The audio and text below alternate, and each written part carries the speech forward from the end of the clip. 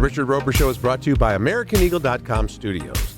The digital landscape is changing rapidly, and to compete in today's online business environment, you need that experienced partner. Since 1995, AmericanEagle.com has partnered with companies of all sizes, offering web design, web development, e-commerce, mobile apps, and digital marketing to drive your overall business's success because they believe that today's online world is your online opportunity. Visit AmericanEagle.com to get started today. AmericanEagle.com. Okay, everybody, welcome to the podcast, The Richard Roeper Show. I am Richard Roeper. We're going to do something just a little bit different today because, believe it or not, this is the 250th episode of the podcast. 250 episodes. I'm very proud of that and very grateful to everyone who has accompanied me, if you will, on this great adventure. Now, when we started off, it was the early part of this decade. My great friend and radio partner, Caan, and I were doing a show called Screen Time, which eventually became the Richard Roeper Show. Because of our famous fallout. Roe remains one of my best friends in the world. He's moved on and he's now working in law enforcement. You can Google and see all the cool articles about Roe and what he's doing these days. We see each other all the time. As Mrs. Hughes would say on Downton Abbey, that's not my story to tell. That's his story to tell. But I love Roe. He's a great guy, a huge talent. I think he should be in the Radio Hall of Fame. And I think that's going to happen at some point. But I thought we'd look back at the, how they do the clip shows and the anniversaries way back in the day. Johnny Carson, the best of Carson. And, it was always a good way to get people off from if they were on a sitcom. Jerry Seinfeld would say, it's 100th episode. And, everybody would have the week off and they'd do the clip show. So I just thought we'd listen back at some of the highlights, some of my favorite moments going all the way back. We're going to go back some of the interviews we did back in the day and just kind of take it easy ourselves and reflect and reminisce and also just appreciate 250 episodes. So our first clip here, Bob Odenkirk, the great Bob Odenkirk, had a new film coming out called Nobody, which was such a big hit, it turns out, that they actually did the sequel. But at the time, it was kind of this was going to be a new thing for Bob. He was just winding up with Better Call Saul, getting into the final season and doing his film called Nobody. So let's take a listen. Well, with Nobody, maybe you could just explain a little bit about who Hutch is. Who is this guy?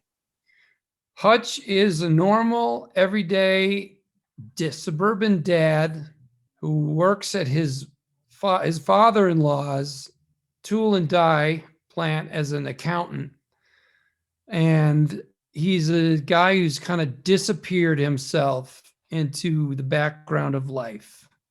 And the drudgery that we all feel from the last year, the pandemic, the feeling of living the same day over and over. And that was, of course, not intentional because we made this movie before the pandemic, but that is very much how he feels, frustrated by his existence.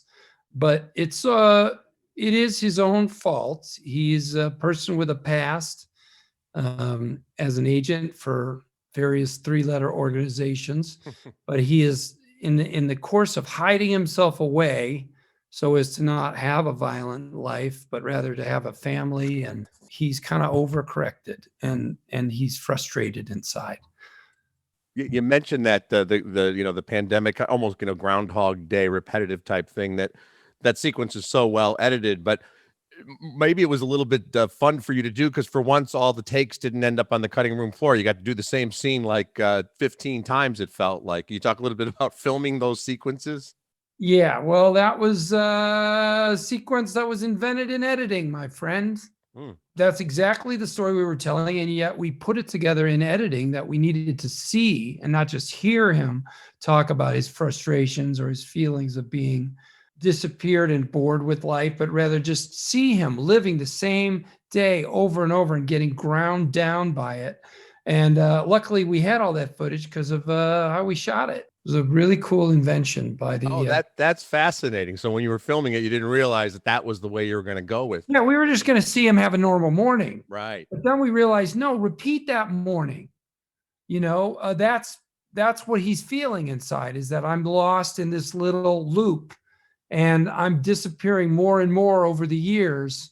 And I don't know if I have agency anymore in the world. I don't know if anyone, it's kind of common feelings that dads and moms feeling like, I don't think I just exist, sacrificed to the group, the family, and I don't get to do anything on my own. I don't get to own my life and make crazy choices. And of course, you don't. You have to serve the family unit, but it can be hard. And I think it would be quadruply hard for a character like this, who's had this wild life before the family and now has really had to suck it up. Yeah, this has become your specialty now, playing characters who have had this incredible, surreal, violent, dangerous life and then want to disappear into the nowheresville, but maybe, still are thinking about what happened in the past. Yeah. All of us have some version of this. I think it's a pretty common thing if you've been married a long time to look at your partner and think, don't you remember who I was? Yeah. Yeah. Don't you remember when we met, how I was a cool person that you liked and who I was a person who could do whatever I wanted every day and eat what I wanted and I chose to be with you and of course everyone feels that way, both people in a partnership after a long time, and that's life. What are you going to do about it?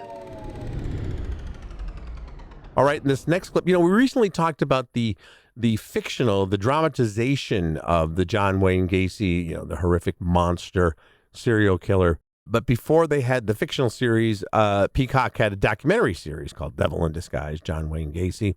And in this episode, Roe and I both talked about our experiences covering the story when we were first coming up in journalism. Going back to 1978, when John Wayne Gacy was arrested. Now I'm a few years older than you. I was about the same age as most of those victims. I was 19 years old, and we were watching the local news like everybody else. I'm still living at home. And you saw this unbelievable story developing over several days because the arrest was made, and then investigators went in there and started digging through the crawl space. And to find 33 bodies, you don't do it in one day, because they'd find one, then they'd find another. The weather was so bad. It was the middle of winter in Chicago. But I just remember seeing that story as a 19-year-old and saying, geez, this is like something we've never seen before. And then years later, when I was writing news columns for the Sun-Times, I wrote a number of pieces over the years. And I, at one point, had access to the evidence room, where all of the materials that had been used in the case against Gacy were still there, just in boxes. The entrance to the crawl space was just leaned up against a wall. But the items that I went through, I'll never forget this, Ro. I mean, we're talking driver's licenses of victims, jackets, receipts, high school class rings. Wow. Even some of the rope that Gacy used. He called it the rope trick. He would strangle his victims and put a stick between the rope and their neck and then twist it and cut off their air supply. That's how he killed most of his victims. It was he chilling. had either gotten them drunk or drugged them also. Yeah. That was part of his play. And we should go back and explain a little bit about how he actually operated. He was a clown for birthdays and things like that, but that's not really where he met his victims. He was also a contractor, right? And he had this company that would go out and do basically mom and pop stores or convenience stores, and he would do flooring for those. So we'd hire these guys, the itinerant guys. He'd go hang out in places where young guys would hang out. There was an area right on the shores of Lake Michigan in the city of Chicago where on any given summer night, you'd have all these people out there drinking beer and smoking dope and doing whatever else, teenagers do. And he would kind of hang out and, sort of say, hey, by the way, you're looking for a job. He'd meet them on the job. He'd groom them on the job, invite them back to his home or some other location, get them drunk, attempt to molest them, and then kill them. Exactly right. And, again, I think about where I was in life then, Ro, as a teenager, working my way through college. I actually took a year off between sophomore and junior year and got a job in a warehouse where I delivered parts to steel mills throughout the South Side and Northwest Indiana. And it was the same kind of thing. I didn't have any kind of experience whatsoever with anyone like Gacy, but you'd get word of jobs for, kids who were 16, 17, 18, strong, willing to work. And the truth was, you weren't in a union. So they'd pay you. But, if you got $8 an hour instead of the $2 an hour you'd get working at a convenience store. He paid well. He paid well. And in the case with Gacy, a lot of these teenagers, they were between the ages of like 15 and about 22. Not all of them, were runaways or teenage prostitutes, which was kind of the first narrative we got when the story first broke. Oh, this is a special memory for me. I had the great privilege, to get to talk to James Caan a few times over the years. Actually, it was a lot of this was during and just after, right around the pandemic. And we would do some video chats, and I got a chance to talk to him. One of the great legends of the screen, one of my favorite actors. You look at, obviously, the first Godfather movie and The Gambler and Brian's Song, of course, a great film. And we had a chance to talk to James Caan for Screen Time. Here we are 40 years after James Caan played the character of Frank, the master safecracker. But man, Ro, he talked me through doing one of the big safe-cracking scenes as if he had done it yesterday. And he said there was added pressure because some real-life Chicago area wise guys and safecrackers were on the set as technical advisors, if you will, watching him try to do this amazing break-in that became the climactic scene of Thief. But when I did it, at the end, they made me crack this Richmond locket safe. Yeah. I came into work. I don't know if Jim was there or who was there. And the boys were there. They were all watching. And there was a big stand-up lock, safe. They said, busted. So they go, well, who's going to show me? Go ahead, Jimmy, busted. And I had to it was like a 200-pound magnetic drill. I had to throw that chain over the safe, clamp it on, boom, smack it on. It was a magnetic drill, slapped it in. So now we learned when the drop is the copper piece that drops when you drill through a thing, it's the drop that goes into the slot, to lock the safe. And if you drill directly between the tumbler and the handle, that little X, if you drill there, you'll hit that drop. Wow. You'll drill through there, but now you got to be careful when you drill because now they're making these safes. You're holding on hard. You got cold rolled steel or some shit, and you're coming through it. And then there's copper behind it. And the copper's there for one reason only, to bind the drill, right? Right. It binds the drill. Then you go past that, and then there's concrete for the fire. So you have to be really careful. So I got through it. I opened it. Everybody saw these two big doors open, but then they had the two little doors inside. So I didn't know what to do. I just picked up a chisel and a hammer, and boom, and I popped up to lock. And they all went, yay! They all applauded me. It was I got a curtain call. It was great. Remember when the Golden Globes got the boot? For a while there, it looked like we weren't going to have the Golden Globes ever again. Now they're back, kind of bigger than ever. I have to give them credit. They've expanded their voter membership, made it more inclusive, and now they're a big deal again. But at the time when we talked about this, the Golden Globes looked like they might not ever come back. And we also talked to Billy Crystal. Let's give it a listen. Breaking news. NBC has announced they will not carry the Golden Globes in 2022. They issued a statement Monday morning saying they recognize that the Hollywood Foreign Press Association is trying to make strides and take moves and improve on so many levels. Of course, there are a lot of questions about the lack of diversity in the nominations and in the HFPA itself, Ro. But NBC says it's going to take time. And in the meantime, we're not going to broadcast the show in 2022. They didn't say they'll never do it again. They hold out hope, they say, for 2023. But, what do they have to do at the Hollywood Foreign Press to be able to win the approval of Comcast and NBC? Well, we talked about this. In fact, if people want to go back to the Screen Time homepage for the Roe Roeper podcast, you'll see that we talked about this when the controversy really heated up surrounding the last Golden Globes. And we both said after the Golden Globes that they're going to have to make drastic changes. And I told you, I go, NBC's not going to air it next year. So I'd like to quote me, if I could there. We love anniversaries. If it's the 25th anniversary of this, the 10th anniversary of that, it's the 6-month anniversary pretty soon of our first podcast under this new umbrella. We'll probably celebrate that. But We're coming up on the 35th anniversary of Running Scared. Oh, I love that movie. Right? With Gregory Hines, the late, great Gregory Hines and Billy Crystal. And that was right in the beginning kind of the buddy movies. We were seeing like 48 Hours, and Beverly Hills Cop even had a little bit of that with Eddie and the Beverly Hills Cops, if you will. And it was kind of unusual casting, too, when you think about it. Billy Crystal and Gregory Hines, a song and dance man in a comic, in a comedy drama. But I love that film, so I had to ask him about Running Scared. I love that movie. Someone else brought it up to me the other day in an interview. He said, that was my movie of the 80s. That was the first teaming, buddy movie that I loved. He said, I would still watch it. I had the best time in Chicago. And I miss Gregory Hines terribly.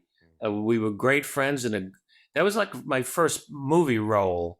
That was starring part right after Saturday Night Live, and then Peter Hyams directed the movie, and then cast the two of us. Originally, it was I think Gene Hackman and Paul Newman. Wow, were about two retiring cops. And the script was just sort of sitting there, and Peter goes, I want to go with these two guys. I think they'd be great together. And I just, it's so much fun. And occasionally I put it on just to, still have a way of visiting with Greg. Chance the Rapper is a fellow Chicagoan and a fellow movie lover and a filmmaker, and we've had some great conversations over the years. And in this particular episode, we talked about his new concert film and his movie and television ambitions. You mentioned nostalgia, and we saw it in the Christmas special too. You have for such a young guy, you have such a love for nostalgia in the past and cinema, TV shows. I mean, you did the kind of the classic, 80s sitcom thing. When you were doing this, it's like you're performing, but you're you. I mean, what's going through your mind? Like, because when you're doing each of these songs, there's this beautiful musical performance, but you're acting as well. Do you kind of become, is it like a method kind of thing? Are you becoming a different version of you? Are you thinking about your past as a combination of these things? Yeah, I feel like I'm Superman when I'm on stage, and I feel like I'm Clark Kent when I'm not, Yeah. and it's not that like, I don't remember who said it, but it's like, all the other superheroes put on their suit to become who they are. But Superman, when he puts on a suit, he becomes Clark Kent. So I feel like I do more acting and I'm actually less myself when I'm not on stage. But when I get on stage, it's like, I remember who I am. I remember how I like these songs that I love to write and I love to record and I love to listen to. I don't love them as much as when I'm saying them for a big, not even when you're sharing them. When I'm sharing them, exactly. Yeah. And so that's like my most comfortable space, and that's where I can dance and sing and just be me and move how I actually move, as opposed to like having to just walk normal and shit. But where do I put my hand in my pocket? Yeah. And in that same way, Chance, do you feel like, when you're looking into that audience, because you can see and again, you don't always see this in concert films, you can see each individual and the look on their faces. Some of them are pure joy and some of them are maybe thinking about something in their lives. Do you feed off of that? Yeah. I mean, is that keep the music fresh too? You're doing the Totally. 77th performance of the same song. I fully build my performances off of the crowd, and I will spend a long time trying to get the crowd into their comfort zone so that we can be Superman together. You know what I mean? And I think like that was the difference in this performance is like, for the crowd and for the audience, like at home or in the theater, you don't really know where the crowd is until that crane shot kind of reveals, or the dolly shot. Yeah. And that's like a part of the whole thing. And for me, it was the same thing because I start off so far away from the crowd. And as I make my way down the stages, I'm getting closer and closer to them. But for a long time, for most of the performance, I would say I couldn't really speak to them. But the great thing was, because it was mic'd, they're in my ear, so I can hear them and I can feel them singing with me, and that really fueled that performance. Another absolute icon from Chicago, Jennifer Hudson. we had a conversation with Jennifer. Oh, I love her. And she's just such an immense and enormous, incredible and versatile talent, but also just a lovely, lovely person. And you might recall she played Aretha Franklin in the biopic Respect, and we talked about that.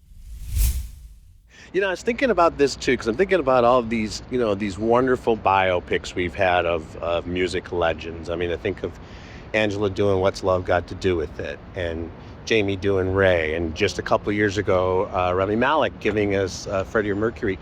But in all of those cases, and I know we knew Jamie did music, but in all of those cases, these were primarily actors playing these musical icons. Then this is, I can't think of another instance in which someone as iconic as yourself is playing this generational legend, you know, because, you know, Barbara and Gaga, they played fictional characters. So, I mean, is that almost more of a challenge for you to disappear into a character because we know you so well? You know what? Yes. It seems like it would be a plus, but it's kind of that, but just as much a challenge as well, because, like, man, how can I reapproach this in a way that's different from Jennifer Hudson singing a tribute to Aretha Franklin? Exactly. So that's that what makes I'm it thinking. tricky. Yeah. And then how do you even gather all the essence of her that it's so familiar to everyone as well? And then it's like, okay, the sound, what do I do? I even still sit with it like, okay, did I approach it right? Or that was the main thing that sat with me while filming. Like, how do I approach this? Am I supposed to just simply use all of my voice? Am I supposed to sound exactly like her? Those are the questions that's still poking up. So that it's that delicate balance between, you don't want to do an impersonation, because we have Aretha's voice, you know, we're gifted with that, but we're also gifted with your voice. So you have to kind of do something in between. I mean, how did that change the way you breathe when you're doing your music, or did you try different types of pitches and tones when you were doing the songs? Good question. I sat with this dialect coach, Tom Jones, and one of the first things we did was, okay, let's look at your instrument, look at her instrument. And we discovered, like, they can lend to the same things, although our instruments are built differently. Right. Our approaches are different. Okay, so it's like, yes, I'm singing it, but using her nuances, her approach, the placement in where she sings from. Like he said, she sings from the top of her head. As I sing, I said, well, where do I sing? He said, from the bottom of your feet. Okay, what does that mean? You know what I mean? And also looking at the art of, like, the timeline. Like, I start off when maybe Aretha in the film is like 17. Right. So she's not as polished or professional either. She's church. Yes. Right. Yeah. Right. So having to, because you have to, like, find the youth in your voice to make it sound youthful, you know, and then channel it from the way she would approach it. Right. So for me, it ended up being like allowing her influence on me musically to come through, but using her nuances and inflections and signature things that she would do that we are all familiar with, you know? So I'm assuming, as with most movies, you're not doing all of this in chronological order, of course, with your shooting. So there are scenes that are in the church where you have to go back and remember, this is what she sounded like at 16, this is what she sounded like at 34, and kind of keep all that straight in your mind, but also in your musical heart, I guess. Exactly. Right? Yeah. Exactly. So that's what makes it extremely different from being a singer, listening to a song and singing, simply singing it, where now it's the narrative. Now the circumstances matter. Or, for example, the song Ain't No Way. Like, I, as Jennifer Hudson, know the song completely as a singer. So I could sing it, you know, and know every lick, whereas in the context of the film, she's learning this. Right. So now I have to unlearn the song and reapproach it in a way as if I'm just now discovering it and trying to find a way to sit in it as she did, you know, in creating it. All right, this is the 250th episode of The Richard Roeper Show, originally known as Screen Time. We're celebrating 250 episodes. Let's take a break and talk about Portillo's, and we'll be back with some more highlights.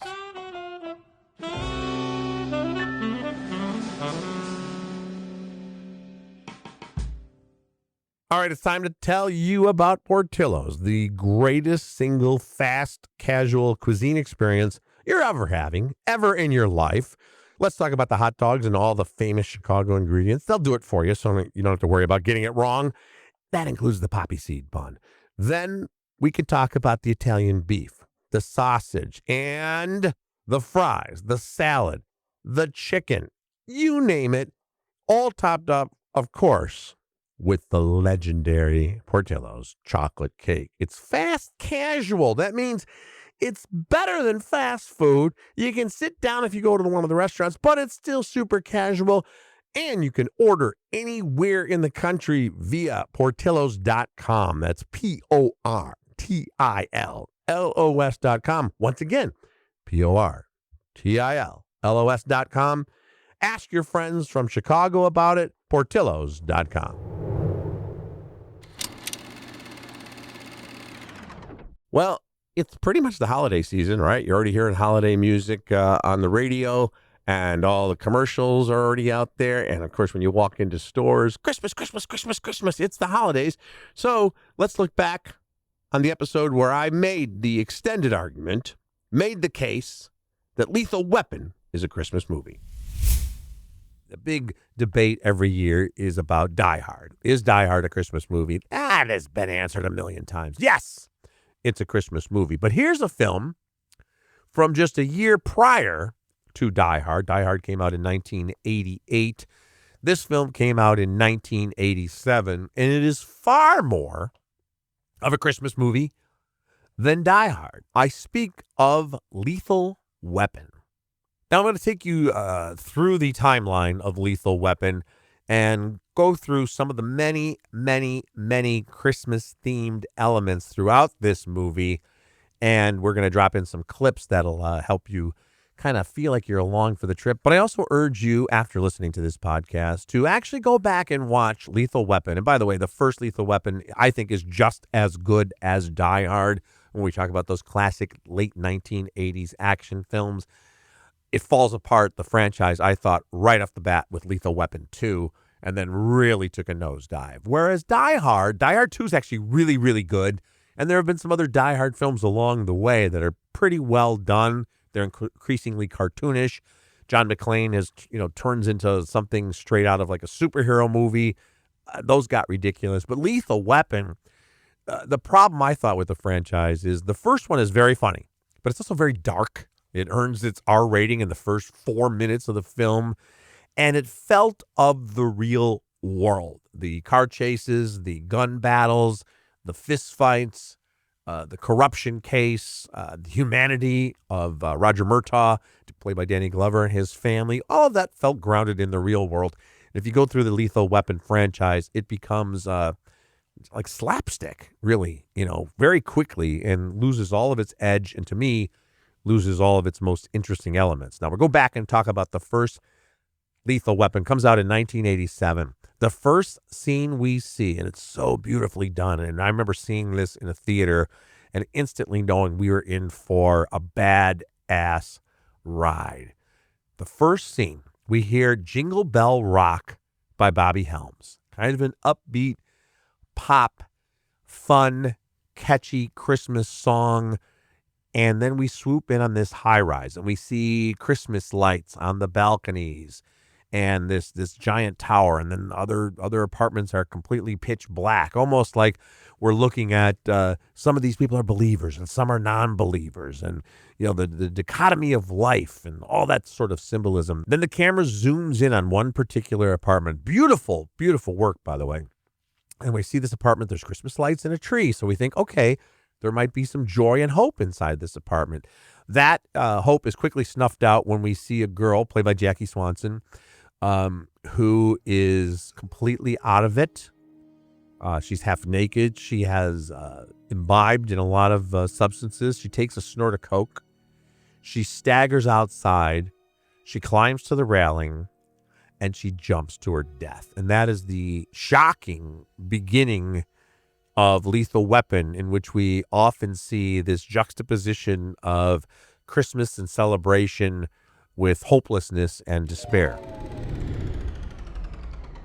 We've lost a lot of comedic legends over the last 5, 6, 7 years, and that includes Bob Saget. And here's a clip talking about memories of Bob Saget. when we do our Screen Time podcast, obviously we talk about the topics we're going to discuss and a general outline, but we never rehearse anything. We never have in 20-some years of being broadcast and podcast partners. So I'm just going to ask you while we're doing this, are you okay with telling the stories, and specifically the story about how you were kind of the conduit in the romantic comedy of Bob Saget's life and his second act? And as you mentioned, he was married for a long time and I think had 3 grown children and then got divorced. And can you pick it up from there? Are you okay telling this story? Yeah, I am. This is about a decade ago, I suppose, or a little less than a decade ago. On a Saturday morning, I get a call. I'm like just waking up, and it's Bob. And Bob's calling from L.A. And it's a lot earlier in L.A. on a Saturday morning than it is in Chicago.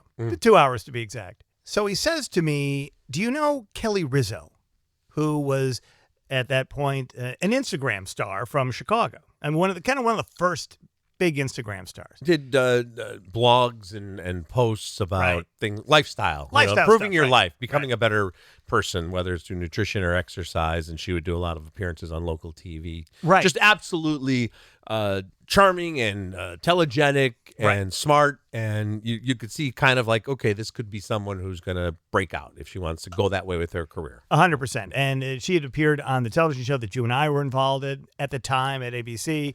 And I'm like, yeah, I know her. And she was actually friends with my ex-fiance.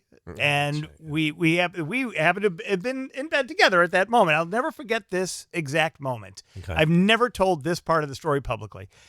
And we're just waking up and I get this call from Bob, and he's indicating to me that he would like to maybe go on a date with Kelly. And he didn't know her, right? He had just seen her on Instagram. Totally on Instagram. And thought, like, this is someone who's more than just, a pretty face, if you will. Right. Right, okay. But he wanted to get a little bit of a sense of, who she was. Okay.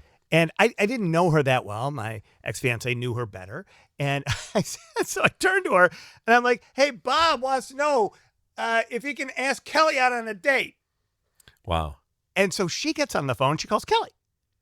So we're literally, it's just like when Harry Met Sally, right? We're just. So you're Bruno Kirby and your ex is Carrie Fisher in this story. Exactly. Yeah, and so we're just sitting there talking while we're talking to the other one while, on the phone. And so it was like, would you mind if Bob Saget called you and went on a date? And it is really, as a matter of fact, on a television show years subsequent to this, Bob kind of told the story. Well, it's first. You guys are getting the How'd you guys meet? Well, through a friend, Caan. From here. Another media guy in Chicago.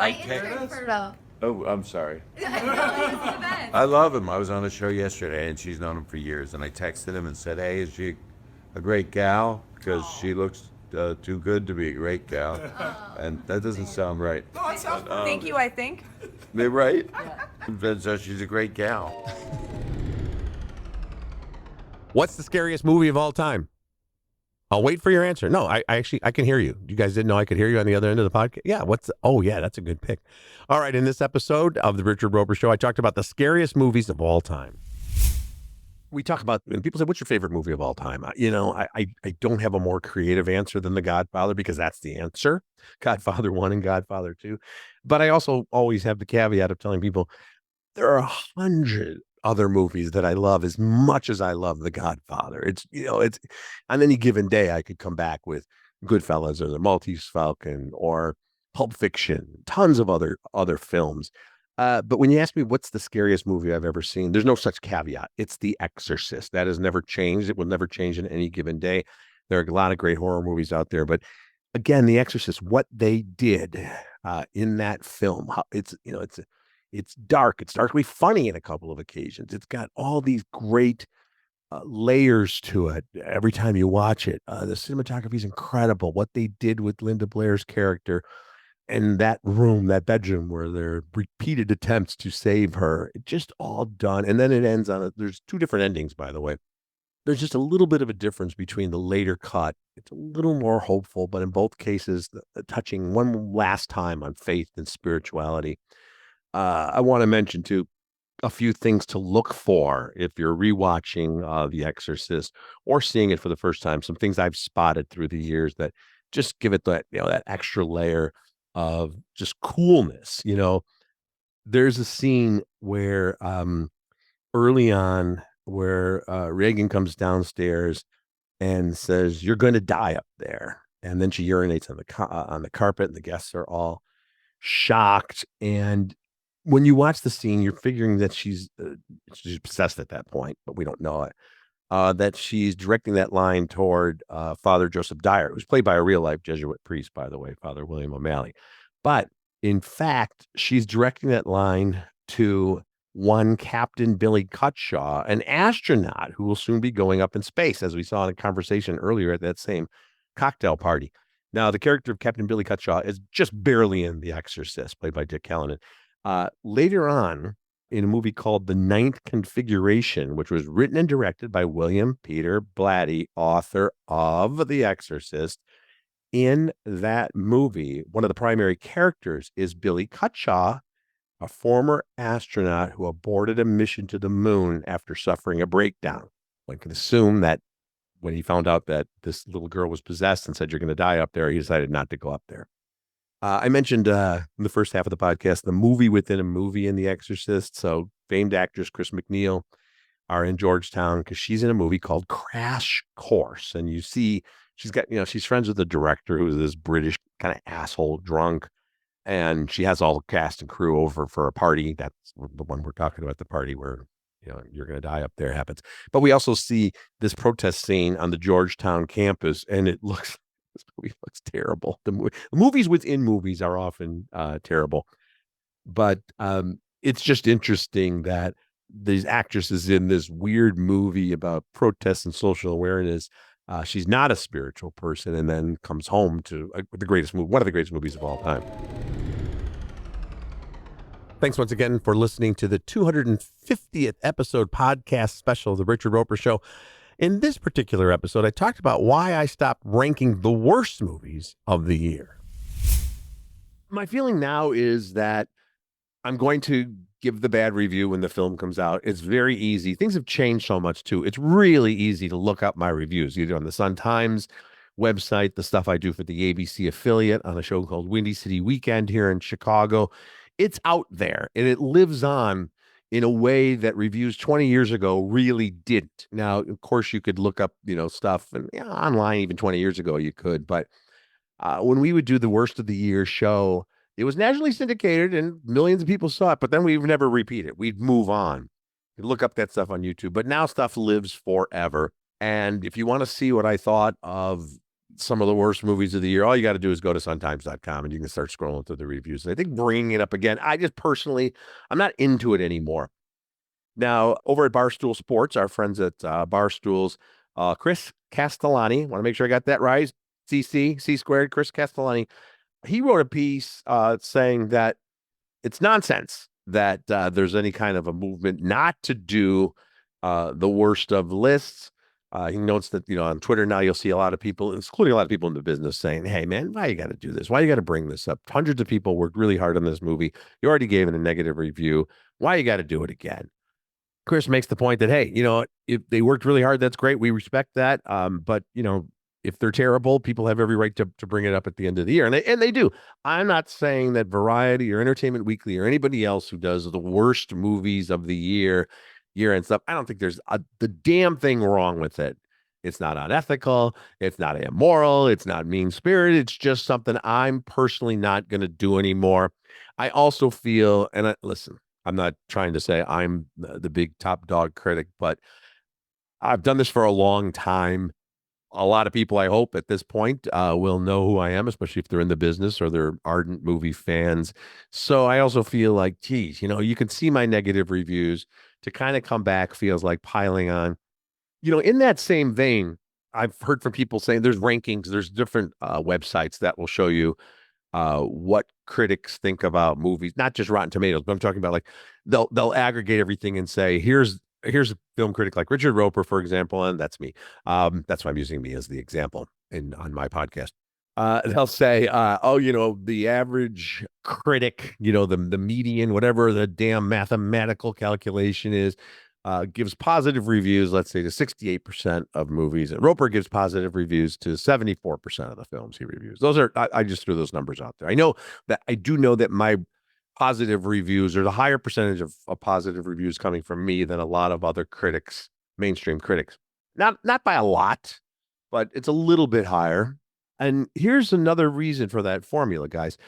Every week when I'm deciding which movies or TV series to review, my editors at the Sun-Times and I work with studio publicists and streaming publicists, like 40 different platforms and studios, to figure out and go over the calendar what's going to come out. Now, for example, I'm recording this right before the holiday break. We all know there are big movies coming out, right? The Color Purple, Ferrari, George Clooney's got a movie called The Boys in the Boat. A lot of awards contenders are coming up. The Iron Claw is getting a lot of attention. American Fiction. These are the films that are coming out now every week. Even during the summertime and the spring, of course, there's always every week. There are 2 or 3 films I know I'm going to review, and limited series as well, and streaming series, big ticket things, whether it's Ted Lasso or Only Murders in the Building or things like that. But then there's a whole other tier of smaller series and lesser known films and documentaries and independent films. And as I go through that list, and when people tell me how much they envy my job, and I get that, and they say, I want your job, I explain to them that, for example, for the series finale of The Crown, which I believe was 10 episodes, that's more than 10 hours right there for one review. And then I have to do the research on the review. So the only way for me to determine whether or not I'm going to review something is to watch it. A lot of time is spent watching things that I end up not reviewing. And here's why. At this point in my career, if I have a choice between reviewing a film, a smaller film, or a documentary that I really loved and one that I didn't love, I choose to highlight the positive review. I think, again, at this point, people send me their films, studios send me their efforts. So sometimes they're not necessarily small films. They're just not giant blockbuster material. They've got a lot of familiar names in them. It's quality material, but something didn't work out. And I'll say, why do I want to bring attention to this movie, which, by the way, might only get 6 or 7 mainstream major reviews nationwide? Why am I going to bring attention to something just to shit on it? That's my feeling. I'd rather champion something smaller, a cool documentary, a littler horror film, or an independent film, a first-time effort from a filmmaker. It just seems to me like if those are the choices, I would rather tell you guys, maybe point you in the direction of something that's really cool and worth seeing than saying, hey, you probably never heard of it, but by the way, it sucks. So that's sort of the same philosophy I have for best of the year, worst of the year. Now, it's the Christmas season, but it's also the Thanksgiving season because now they all overlap. We actually just go straight from Halloween to the Christmas season, but in between, you have Thanksgiving. So let's talk about the best Thanksgiving movies of all time. All right, moving along. I've got Home Alone at number 3. Home Alone. Now, I know Home Alone is a Christmas movie, of course. We know that. It's all set during Christmas. But for generations now, really for a couple of generations, moviegoers have made this part of their Thanksgiving weekend tradition. It always seems to be playing either on Thanksgiving or on Black Friday. And I know for my family, we've put it on a few times after Thanksgiving dinner. It's sort of a way to kick off the holiday season. Thanksgiving is over. Now we're going to look forward to the holidays. So Home Alone, even though it's a Christmas movie, is also a Thanksgiving movie. What's the matter, honey? A terrible feeling. About what? That we didn't do something. We took care of everything. Believe me, we did. Did I turn off the coffee? No, I did. Did you lock up? Yeah. Did you close the garage? That's it. I forgot to close the garage. That's it. No, that's not it. What else could we be forgetting? Kevin! At number 2, I have Hannah and Her Sisters. This is, I think, probably Woody Allen's most complete and best film. And it's framed by 2 family Thanksgiving dinners. Great film.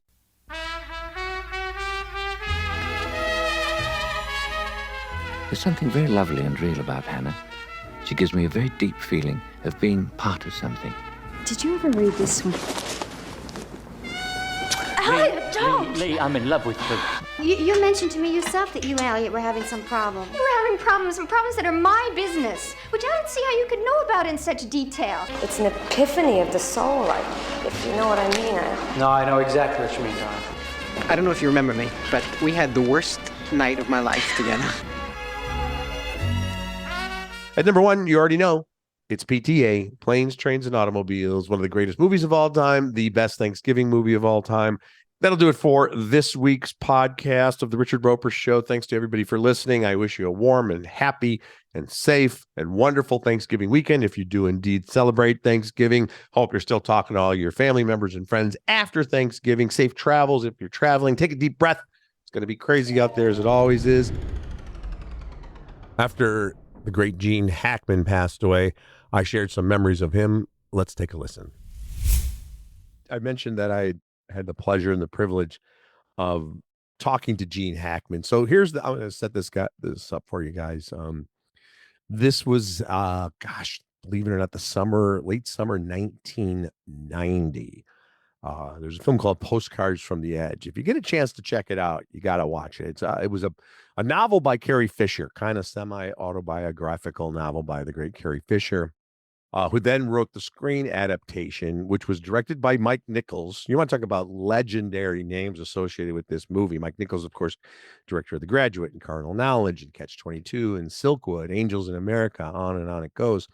So the film adaptation starred, are you ready for this? Meryl Streep, Shirley MacLaine, Richard Dreyfuss, Gene Hackman, and Dennis Quaid, among others. And they all got together for a press tour in Las Vegas. And I was lucky enough to go out there for like 2 days of interviews. And the reason they did it in Las Vegas, because the movie wasn't set in Vegas, it was mostly a Los Angeles Hollywood story. Shirley MacLaine was doing a one-person review, like a song and dance show at Caesar's Palace at the time. So they brought all the other stars, the director and the screenwriter, Carrie Fisher and Mike Nichols, and as I mentioned, all those actors, all came to Vegas. We all went to Caesar's Palace, and so did select members of the press. I don't know, there were probably 24 reporters, and I was lucky enough to go. And then I just did a series of interviews with the various stars. I remember Meryl Streep was really funny. I remember, everybody was great. It was one of the most memorable interviewing experiences of my career. But Gene Hackman was really interesting. Fortunately, the Sun-Times, my home newspaper, we have the archives of everything pretty much in the history of the paper going back for decades. So I can look up stuff because I remember doing the interview, but I didn't remember all the details. So at the time, Gene Hackman was 61 years old. He had just done 11 films in 3 years. The joke at the time, or the conventional wisdom, that Gene Hackman or Michael Caan was going to be in every single movie. And I had forgotten about this, but he had actually had a heart episode just a few months before I talked with him in the summer of 1990. He told me he was vacationing and he had felt chest pains, and then decided to drive to the emergency room in Portland. He was in a little seaport town in Oregon. And he said that the doctors told him if he hadn't come in that day, he would have had a heart attack. And they told him he had to kind of scale back. And this is a quote from the interview. He said, "I'm not about to retire, but I just can't do several films, one right after another." He also told me, I'm just like everybody else. I always thought I was indestructible and I was going to live forever. Now I know better. So I'm going to enjoy all parts of life as much as I can. Of course, the real blessing is Gene Hackman had more than 30 more years in this life and did a lot of movies after Postcards from the Edge, he had already had an incredible career, but 2 years after Postcards from the Edge is when he played Little Bill, the sheriff, in Unforgiven. That same year, he was in The Firm. Then he went on to make Wyatt Earp and The Quick and the Dead and Crimson Tide and Get Shorty and The Birdcage and Absolute Power. So it's just, a blessing that we had Gene Hackman, the artist and the actor, for so many films. And I also remembered this. I remember this from that experience in Vegas. So when we finished our interview, we were on the top floor, some sort of, a suite that looked down on the pool at the time at Caesar's Palace. And I think I was his last interview with Gene Hackman for the day or whatever. So we were going to get on the elevator together. So as we're waiting for the elevator and getting on the elevator, just the two of us, the publicist said, we're still upstairs and just the two of us. And as I mentioned, he's a big kind of, 6'2" Marine, intimidating guy, very friendly though, as well. Very everyman, Danville, Illinois, regular guy, Midwestern guy. But he shook my hand and said, I'm going to say goodbye to you now, Richard, even though we're going to ride the elevator down together. Because once we get down to the casino floor, because that's where the elevator doors were going to open, he goes, I'm going to move fast because people are going to talk to me and want to talk to me. And I don't mind that. He goes, but he actually said that, he goes, I have this approachability because everybody thinks they know me. And this was a little bit before the time where people would have been taking out their phones. It was a decade before that. So people would either have if they happened to have a camera because they were on vacation in Vegas, or a slip of paper. He goes, but they don't want autographs so much. They want to talk to me and they want to tell me their stories. And he goes, I'll be stuck in there for 45 minutes and I got to go. I got to go to the airport, whatever the case may be. So the elevator gets down to the bottom floor, the doors open, and I've never seen a man walk so fast in my life. Big Gene Hackman with these big strides go. And I was walking behind him and it was very interesting because he's very recognizable. And you could see people kind of turn their heads, but by the time they figured out it was Gene Hackman, he was out the door. And I remember seeing the doors open to this, the sun-dappled Las Vegas afternoon, and then he was gone. So earlier this year, after more than 30 years with the Chicago Sun-Times, we parted ways, as they say. It's been interesting. And obviously it was a huge part of my life and I'll always treasure that. But I've had some really cool professional and personal adventures since then. But in this particular episode of the Richard Roeper Show, I talked about my time with the Chicago Sun-Times. I got to know a lot of people and forge lifelong friendships at the Sun-Times. And as I mentioned, started off, really just answering the phone and sorting mail, and when they had phones and mail, and getting the occasional freelance assignment. The idea then was, let's get your foot in the door, kid. You can be in the newsroom and learn from everybody, and then we'll groom you and you can do other things. So, then I was a general assignment news reporter, which was an invaluable experience, even though that was not my career goal. I always wanted to be, on the columnist side of things or the entertainment side of things. But for 3 years, I was a GA, which means you'd come in or sometimes they'd call you at home and you'd be assigned to something. Sometimes it would be an ongoing thing, like you're covering a trial. But a lot of times it was breaking news. Hey, there's a fire in Pilsen, or, sometimes it's fun. Hey, this hostage has been returned to America and they're coming home through O'Hare Airport, or, hey, it's Taste of Chicago or Lollapalooza or White Sox opening day. So, you got to cover everything. And unfortunately, a lot of times too, it would be crime. And then eventually I became a columnist. And for many, many years, I just wrote about general interest topics. It was the greatest job in the world because 5 days a week, I could decide pretty much what I was going to write about. And a lot of it was local, but it was a time too in the 80s and 90s where a lot of times the Sun-Times would say, like, let's send you out to California for a week to get some local flavor or, on the scene reporting from the O.J. Simpson case. Or let's send you, I think, what was the Bill Clinton impeachment hearing? I want to say it's 1998. I literally had a seat for a couple of days in Washington. I went to New York City in the immediate aftermath of 9/11. I was on the first commercial flight when we were allowed to fly again on American Airlines. I'll never forget that, to write about the aftermath of 9/11. And I think there were about 10 or 12 people on the plane. So the flight attendants were sitting with us half the time. And it was just, and coming into Manhattan and seeing you can still see the smoldering ashes, and the towers had not been, completely, they were, you've seen the famous photos of like the kind of twisted metal frame and foundation. So I spent a week there interviewing rescue workers and citizens and people. And then of course I got to do a lot of interviews, and this was all for the Chicago Sun-Times. So I went to LA probably 100 times, to Hollywood, if you will, for junket and press interviews. Starting off, like when I first started doing it, I was talking to Jack Lemmon. I met Paul Newman. I met Paul Newman actually in Kansas City, where he was filming a wife.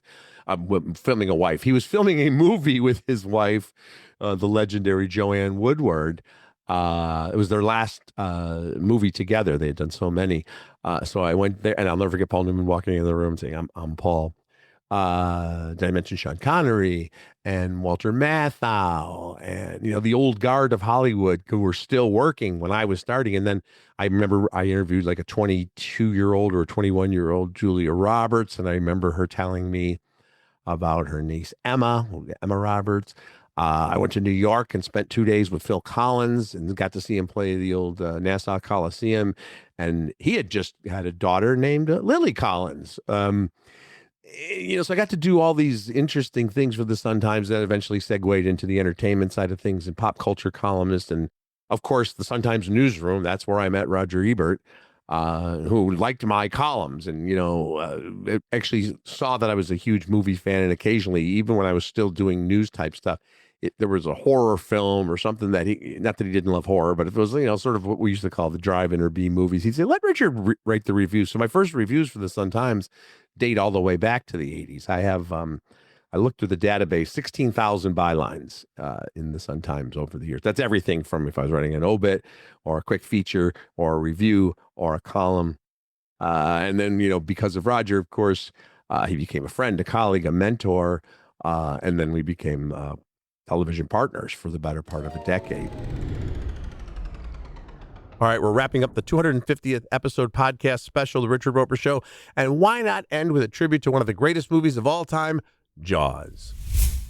Jaws came out in 1975, the year after Watergate. There was so much, and Vietnam was finally coming to an end, and there was so much distrust of government and authority, and it played into those themes of paranoia and conspiracy theories and don't trust the man so well. And I don't know if all of it was intentional, but there are things you pick up there in Jaws as you watch it multiple times. One of the other things I love about Jaws is that if you watch from the beginning and think about the scenes where there aren't shark attacks, it almost plays like a Frank Capra or Preston Sturges old-fashioned comedy about a small town. The way the actors interplay, there are lots of small comedic moments that are kind of played throughout.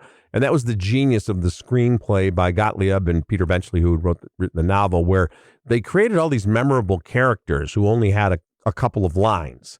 And some of them were played by just real-life townies to really kind of give it that air of authenticity. So there's a lot of banter and back and forth, and it's idyllic small town stuff, and then the shark comes in, and it's just such a great contrast between the two styles that we see there, where you get this kind of this old-fashioned screwball comedy, and then this terror on the seas with Jaws. Just brilliantly done.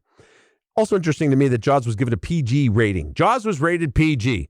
There's so much blood in Jaws. Now, until the end, when Robert Shaw gets gobbled up by the shark, we don't see a lot of the biting, but we see a lot of the blood. It's very intense. But at the time, in 1975, there was no PG-13 rating. The PG-13 designation wasn't implemented until the summer of 84. So it was either going to be a PG or an R. So you'll see a lot of films from back in the day, in the 70s, where there's nudity, where there's violence, and you're like, how did that get a PG? It's because if not, it was going to get an R, and they were pretty lenient about that. And then PG-13 came along as kind of the perfect compromise there. So Jaws, yes, rated PG. The score is iconic, of course. The sound team won Academy Awards.